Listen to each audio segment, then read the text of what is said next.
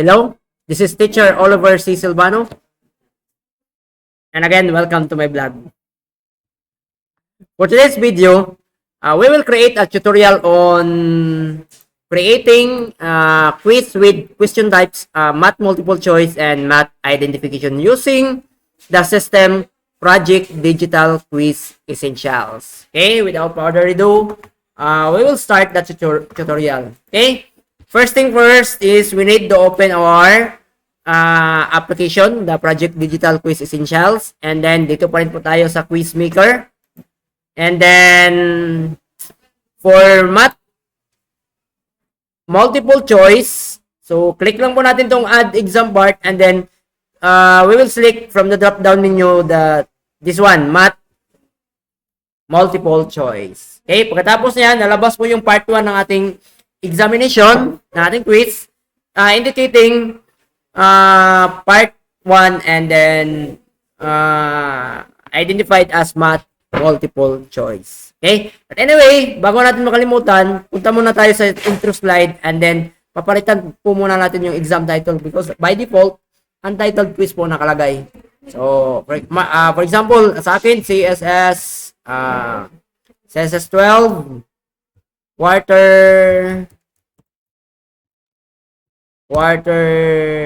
let's example quarter 4 quiz 1. Okay? And then balik na po ako dito sa aking part 1. And then click ko na lang po agad itong first questions na to. Subtract 2x squared from x cubed minus 2x squared plus 1. Kung napapansin niyo po, nakalagay po sa isang box yung mga equations na yan. Okay? Ganito po dito. Almost the same naman po siya sa multiple choice. The only thing is that this is specialized on inserting equations. Okay? So, ganito pa rin. Meron tayong points. Meron tayong penalty sa taas. Time limit. Let's say, for example, 40. And then, the preview questions. Okay? So, ito po yung default lang na tanong. Pwede po natin yan siyang palitan. Let's say, for example, instead of subtraction, gawin na natin addition. Addition. Uy, ayaw niya na naman, no? So, palit na lang. Mag-iba na lang tayo kasi meron siyang bug paminsan-minsan, no? Mag-add tayo na ulit ng isang question, saka delete na lang natin yung nauna. Okay? So, maybe i-check ko pa yan doon sa algorithm ko. Bakit yan gano'n may error yung unang questions. Dito naman, okay na to. Okay? Again, papalitan natin yung subtract ng add 2x squared from x cubed minus 2 hindi to from add 2. Palitan natin yung 2. Add 2x squared to 2x minus 2x squared plus 1. Ano po?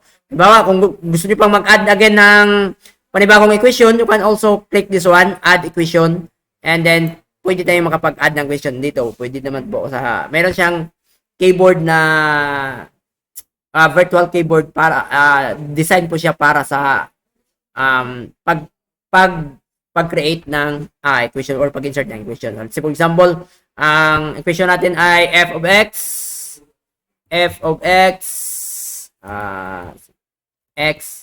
is equal to let's say for example it's a fraction 1, and then it's a square root of 2 x plus 1. Ano po? Tapos ganun po mag-insert ng equation dito. Okay? So, kung mali naman yan, pwede naman natin siyang i-delete by selecting the equation and then clicking on this delete equation, and it will be deleted. Okay? Deleted na po siya. And then, punta naman po tayo sa options. Yung mga choices niya, kagaya siya sa multiple choice, yung dito. Yung ito po na menu, multiple choice. Mayroon ding equation, so pwede rin tayo mag-add ng equations diyan. Let's for example, dito lang, sabihin natin na answer is 12 14. This is just only an example.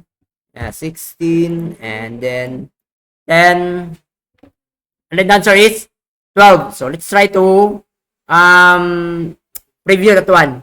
So by clicking this preview icon button. Ano po? So 12, 14, 16, at saka 10. Kung napapansin nyo, hindi siya naka-randomize. It's because of hindi po naka-no po yung random option here. So click lang po natin yung, piliin lang po natin yung yes, correct, at saka incorrect na feedback. And then let's try to preview questions again. So add 2x squared 2x cubed minus 2x squared plus 1. And then as you can see, naka-randomize na po yung sagot natin. So the right answer is 12. And then just try to submit, and then it's correct. Okay lang po. And then close. Okay, yun po yung math multiple choice. Halos wala po siyang kaibahan sa multiple choice lang na examination. The only thing is, yung questions niya parang sa word bank. Parang sa word bank yung dating kung paggawa ng questions niya. Okay, the next one is we have this math identification. So as you can see, labas po dito yung part 2 and then indicating that the type of the question groups is math identifications. Okay, dito, mayroon po siyang default questions na kagaya nito. What are the factors in the equation x squared minus 6 minus x minus 6? Okay, pwede po natin palitan to gamit dito. I-delete po natin yan. And then, pwede tayong makapag-add ng ganun. Kagaya din sa math multiple choice. Yung paggawa dito. Okay? The only thing is,